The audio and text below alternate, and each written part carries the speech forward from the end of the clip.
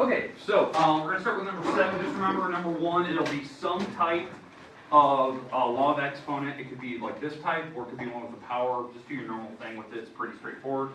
Number 2, it'll be some type of radical. You simplify and add and subtract them together. Some type of radical. Don't know what type.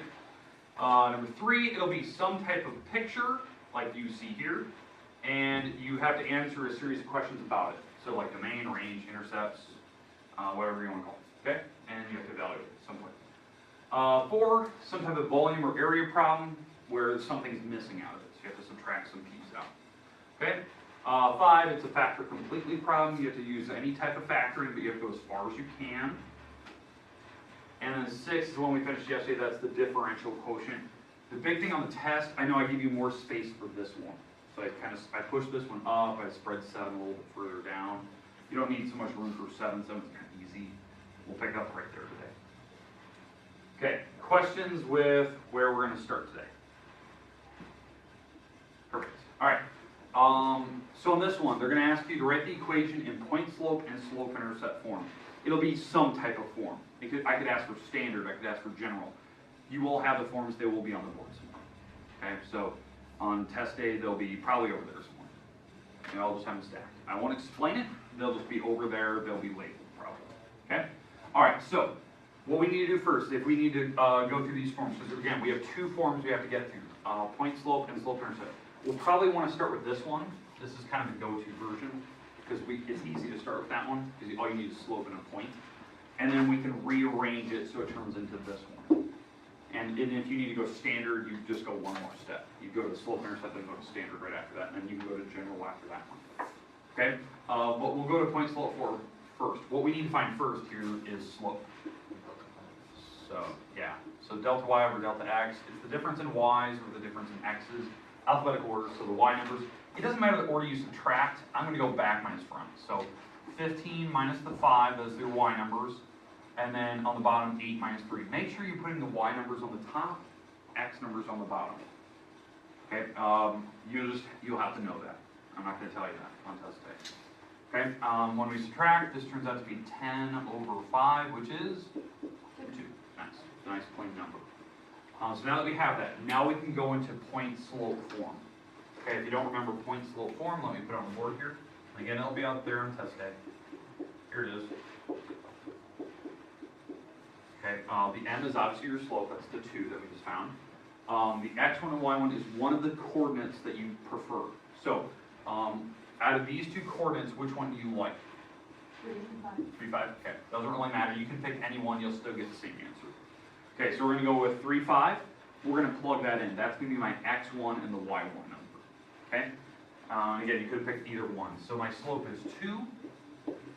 My y and x1, that's the 3 and the 5. And you have to subtract it, no matter what that number is. So if that's a negative, you're going to subtract the negative number. Okay, make sense? Now, that's point slope. So you already got a point for doing that. Now we need to rearrange that so we can get to this form. Slope intercept. So what slope intercept is, that's one where it's y equals mx plus b, so I need to get the y by itself. So if I need to get this y by itself, I need to distribute the 2. That's 2x minus 6. And we're going to have to add the 5 across. So if I add that 5 over, so it's y equals 2x minus 6 plus the 5. What does that turn into? Y equals 2x minus 1. Okay. So there's your forms. So I would say, like, if I was going to give this a score for like this problem, it's probably worth 5 points. 4 lines of work, point for a slope, that type of thing. So like that's how it works.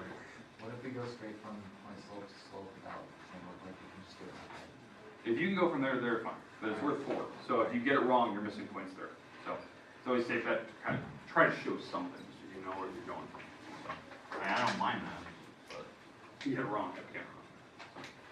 So. All right, we good? Make sense? Now, if they wanted standard form, all you have to do is move the 2x over. Okay, because then it's, ax plus by equals c. So if you have a weird fraction, let's say slope is nasty and it's a weird fraction, and you have to distribute it, you might have to do that. You might have to deal with some weird fractions, adding, subtracting fractions. I have no idea what the number was, I just pulled it out of the book. So it could be one where it doesn't work out pretty. It was just one out of the book, that was it. So, remember, standard form and general form, those become fractions. So you need to multiply by the denominator to get rid of fractions if you have them. General is the one where you have 0 on one side. So, and again, they'll be on the book. It looks like standard. Okay. Questions, comments about number 7, what you can be expected to do. The good thing is you don't have to practice. That's good. Kind of nice. Good? Okay, moving on.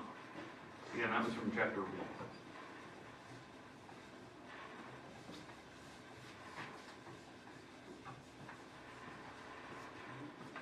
Okay. Move on to the next one here, number 8. Okay, now this is kind of a weird problem. You didn't exactly have a problem that looked identical to this from a book. Basically what it is, I kind of mixed a couple sections together and just made it one problem. So you'll probably recognize like the answers we're getting, but we never had a problem that was strictly set up like this. There's 4 answers here. They want you to add the 2 functions together, subtract them, multiply them, divide them, okay? And now, it seems weird because we haven't seen a problem written like this, but you've definitely done this type of math in every homework assignment we've done. So I just kind of mixed a couple sections together because I didn't want 70 questions on this test, so I just kind of mixed it together into one. So here's my 2 functions. We have 4 answers that I need, okay? So I want to know, like, what do you get when you add the 2 things together? So this first problem is adding f plus g. So you're doing polynomial addition. We did that in like the prerequisite chapters. So that's where that one came from. So the prerequisite chapters, they had you adding 2 polynomials together. 5 minus the x squared plus the x squared plus 4x minus 12. Does that make sense? Do you remember doing problems like that where you added polynomials on one of our chapter tests? That's where I got that problem from. So when we add these together, I don't really actually need the parentheses. It's just mess with you when you add. Okay, so what happens to the x squares here? Gone. I'm left with 4x. Negative 12 and the positive 5? Negative 7. All right, there you go. There's that answer. So there's 1 point. Okay, now we have to subtract the 2 functions. Okay, so let's do that one. So now we're going to take f and we're going to subtract g. So here's my f function, 5 minus x squared. And now we're going to subtract g, which is this one. And again, make sure that you're writing them in the correct order. Like, you have to look up here, see what order I want you to do it, look at which ones these are. Don't do that stupid, silly thing where you didn't even look at the problem before you start. Like which one's F, which one's G, or whatever letters I use. Okay, what do we have to do with the negative sign? Distribute. Yeah, distribute. And again, I believe this was on our prerequisite chapters as well. Where you had to, distribute a negative sign and actually subtract them. Same thing as before. So 5 minus the x squared, minus the x squared, minus the 4x, plus the 12. We distribute the negative sign. And now I can combine like terms. So what I get here when I actually combine these, yeah, so negative 2x squares, minus 4x's, and 17. There's that answer. And you subtracted them. Okay, the next one, we're going to have to multiply the 2 together. And we did this on a couple problems ago, like I think it was problem number 4, where you were finding the volume or area of that problem. What do you have to do with this? Oil. This is F times G. So we've definitely done that in homework problems before, where you had to multiply polynomials together. So FOIL, so I'm going to take the 5 times everything in the back here, so 5x squared plus 20x plus or minus 60. And now I'm going to take the negative x squared times everything, so that's negative x to the 4th, and negative 4x to the 3rd, and positive 12x squared, and then you can combine like terms. Okay? Makes sense, like what I'm doing there? Like foiling it together, factoring, or distributing it together, whatever you want to call it. And then the last one was one of the latest problems we did. But I want you to do this one, this last part where you divide, I want you to do it like algebra 2. I don't want you to do like synthetic divide or long divide. I want you to factor and see if we can cancel anything out. Okay, so here's the last one. Okay, we're going to take f and we're going to divide by g. So my f function is 5 minus the x squared. On the bottom, I have x squared plus 4x minus 12. Okay, so here's my setup. Okay, I'm gonna factor the top. The top is actually a difference of squares, even though it doesn't look like it. I can actually factor that. You'll have one that's actually factorable. So if I factor this thing apart, the top is actually a plus minus x and x, root 5 and root 5. That's the, when I multiply root 5 times root 5, I actually get 5. So, and the middles would cancel out. And then the bottom, how do I factor that trinomial on the bottom? Yeah, it's positive 6, negative 2. Now, do any of those parentheses cancel out? No, so then you're done. Nothing cancels. We did that in a couple of problems. So this is kind of mixing a bunch of different sections together, just into one problem. It's not like overly difficult, it just takes time. You will definitely have more space for this problem. I spread it out, I gave you more space, you can actually write stuff down. Okay, now the last thing they want you to do, what's the domain of these things? So is there any fractions on this problem? No. So it's all real numbers. What about this one? Any fractions? No, all real numbers. Any fractions? No. All real numbers. Any fraction? Yes. What are the numbers that make the bottom zeros? 2 and negative 6. That's the exception. So it's all real numbers except for those two numbers on that part. You can't have negative 6. You can't have positive 2. Those would be the first last numbers. Those are exceptions. That's all you have to do. It's usually all real numbers, but when you get to the fraction, you have some exceptions. Okay, do you recognize where the problems come from now? Like we did add, we did subtract, we did multiply. I just threw it in the problem where, I know it looks weird, we haven't done one of those before. Okay, let's do one more. Let's see, how many do I want to do? I think, actually let's do 2 more. Let's do 2 more today, that way Friday we can do 3. So we don't have to worry about a bunch. Okay, any questions before I move on to number 9? Okay. All right, 9 is definitely a section we've had. Maybe the problem doesn't look exactly like something we've done before. It was just something we definitely did where we did substitution, where we plugged in numbers into functions and you're giving me an answer. You'll basically need just a calculator for number 9 here. So that's kind of a good thing. So I'll do it by hand so you can see me do it, but again, you'll have more space for 8. Okay, so number 9, we're basically just substituting. These are my different formulas I can use from, so they have an f function, a g function, h function. You don't have to use all of them. Like on this one, I'm only using h and f at some point. I'll explain this. Okay? All right, so what we're going to do first, we're going to figure out what this thing is. The h of 3. Anyone know what this actually stands for? What does h of 3 mean? Exactly. You're going to take the h formula and you're going to plug 3 into it. So this is my h formula. Let's plug a 3 in here. So this is 3 squared plus 3 plus 2. Everyone see what I'm doing there? I'm taking 3 and plugging it into h. So it's the substitution step. We did a lot of these, like a lot of them. My homework assignments were really long. So 3 squared is 9 plus 3 plus 2. What is that, 14? So it's 14 sitting. Okay, so that's the h of 3 part, so 14. And now we're still going. We're like working inside out. So now the next part. So let me explain this. We're doing it again, right? But now, did anyone remember what this meant? What the little negative 1 means? Remember what that meant? Nope, not negative 14. The 14 is being plugged in. But here's the trick. Yeah, the answer is, not the answer is not negative, but the answer is 14. That's what a little negative means, the little negative 1. Usually, like if it didn't have a little negative 1, right, if it was just f of 14, you'd plug the 14 into the f function, this one, right? And you'd solve it out, and that'd be your final answer. But when they put a little negative 1, the 14 is the answer for that problem. It's not going into the x, it's going into the answer.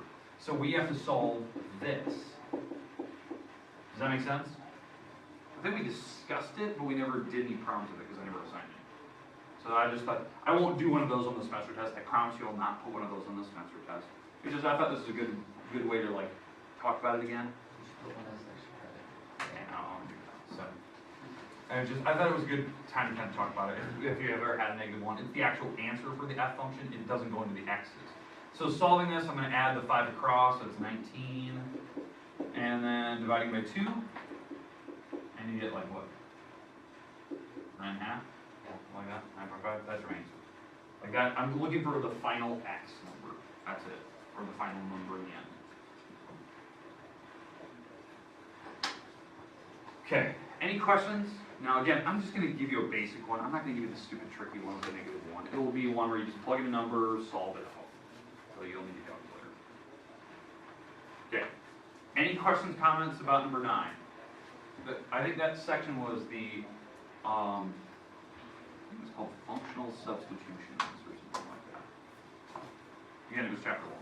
We did a ton of homework on that stuff. There's a bunch of like homework problems that are like A, B, C, D. Put in a bunch of numbers on it. Okay. Last problem of the day. We're gonna end with number 10 today. We're gonna stop. We're gonna end when we do this one. Okay, on this one, they want us to long divide. Okay? I have no idea if I put long division on the semester test. No idea. I don't know if I put long division or synthetic. You have to know either one. It's whatever one they want you to do. So, do you guys recognize this problem now? Okay, it was definitely a homework problem. It was one we did in class. I think it was on a practice test at one point. So, what they want you to do is state the quotient. So they want you to divide. And if there's a remainder, state the remainder. Okay, so that's what the QX and RX is. So if there's a remainder, you have to put that back as a fraction. Okay, so when we do the long division, what goes in the house? This, right? And we have to also put in all the zeros. You have to use zeros. Even in synthetic, you have to put in a bunch of zeros. So let's stack that. So what do we have? 18x to the 4th. And if you need to rearrange it, please do. Like if it's not in the correct order, it has to be in descending order. Squared plus 0x plus 0. Alright. So there's that. We're dividing by a 3x squared plus 0x plus 0. Those plus So one. plus 1. Alright. Okay. Actually, it'd be really easy to do this. Not very expensive. We don't even have to do this.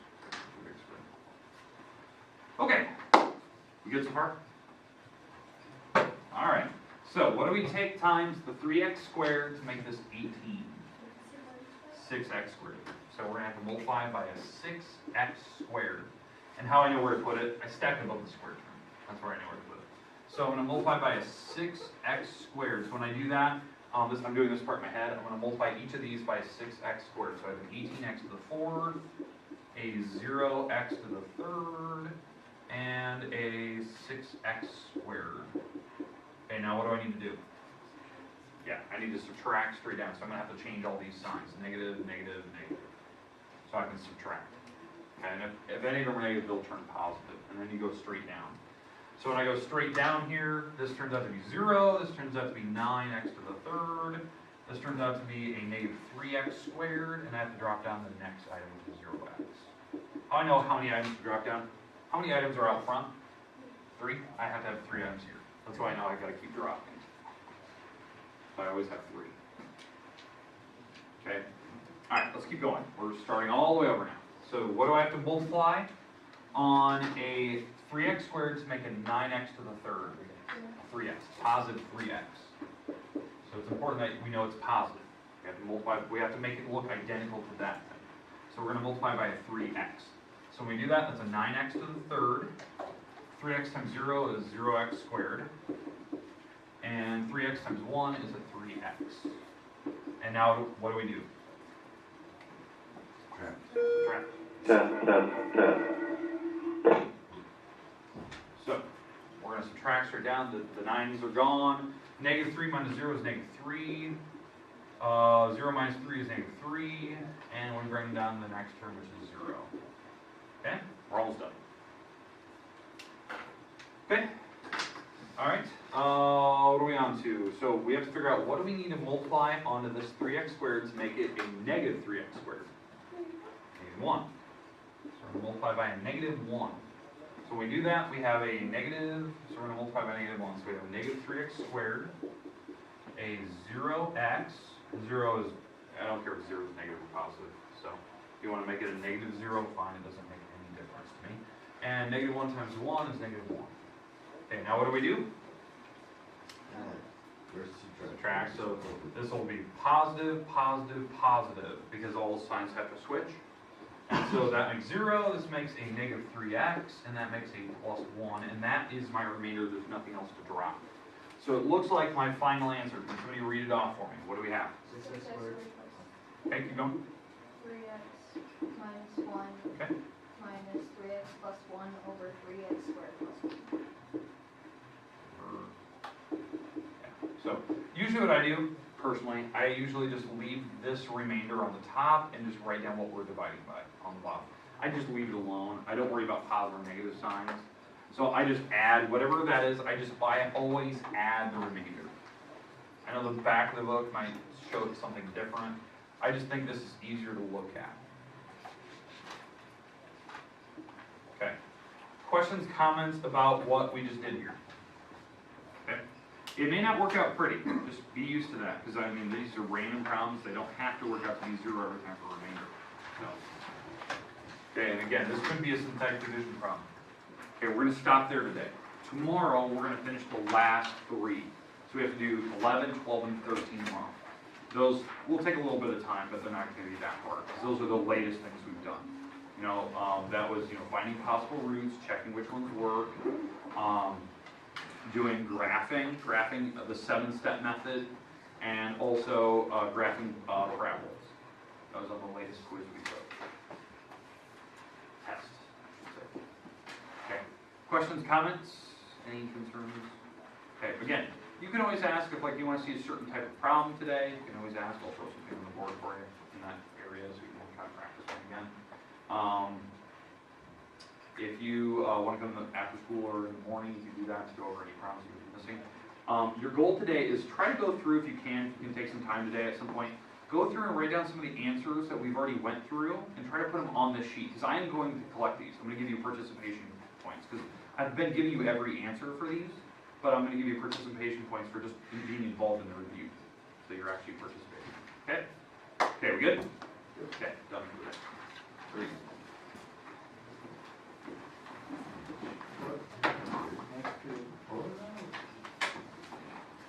Did you have a lot of time? I did take a whole class to finish it. I had like 10 I minutes had left like after I 10 got to done. 12 minutes left. I might be able to finish. Tyler won't. Yeah, Tyler will. Tyler needs time. Yeah, You get 40 minutes for it or something. 40 minutes. Or 41 or 42 or something like that. Connor, you can't tell him that. All you can tell him is if it was easy or hard. Yeah, but she's like 46 minutes. She gives you more than the class period is. We'll finish. You can only talk as if you're hard. Jack, is easier or harder? Easier hard? Depends on how much I it's had at. four. Yeah. My Jack, what grade? Yeah. I I guess can tell you that. it depends on what Maybe part of first grade, it'll just be a participation point. 'Cause It depends I on. did zero studying, like, Yeah, I did 0 like the seconds. study It's I actually did do worth once what- at it's breakfast actually this worth the morning. same amount of points. But I all know studies exactly I what did. to put. It should And she went over it yesterday. Okay. Yeah. So story She went- question already All the story questions she went over Well, you guys are yesterday. sitting Like the through Alidon. Actually, Yeah. I think there's that. If you did Well, And the review. the review PowerPoint, goodbye. Did you not do it? Well, I got to the point oh, I mean, when we went over in class, I did. But I thought the story questions were the easiest. What The is story questions and the West I didn't questions. know You have to that. know West. I'm gonna get ready to, if I haven't even. How hard I story questions? Oh, yeah. You might have to know West. How hard of a story? Like, as in, like,